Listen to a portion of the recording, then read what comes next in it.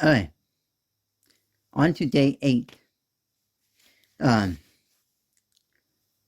And here we have this, Pumix. Now, it's like one of those generic, no-name brand, ones. So, but it says it's produced, like, designed in Motion Designs Inc. I've never heard of that company before. And some other stuff like that. And I've seen this floating around on eBay for a while from one seller. And I decided, you know what, take a look at it. So, and bought it mostly for this advent calendar and just for the curiosity of it. So it's kind of broken-ish. And I did actually open this up and take a look at it prior to the recording this unboxing. So I do have a slight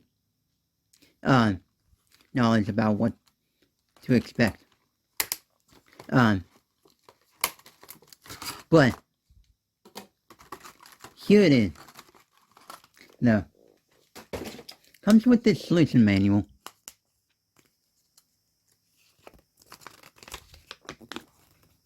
So which actually is a good solution manual. So it actually teaches you good, like, the good full layer by layer method. So, and then this, the feeling of this is like matte texture.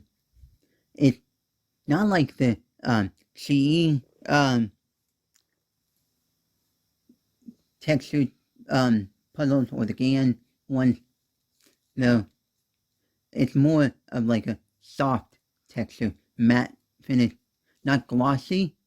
No, turning of it is actually decent. And this edge is kind of loose in place. No, and then taking it apart to look at it, the inside, it basically has no ball bearings in it, no magnets. No, but theoretically, you could magnetize it. No, and if you can see in that there, so it has a blue core, and with the pink on it, in this kind of design, I'm not sure, but I'm thinking it might be a rebrand or clone of the Yushin Little Magic Pyramid, or one Yushin Pyramid, or one of those types. No.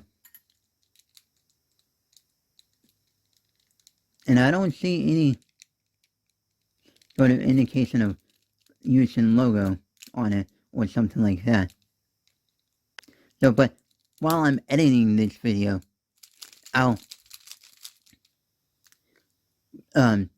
put a note on the screen saying if it's like a rebrand clone of Yushin or some other pyramid.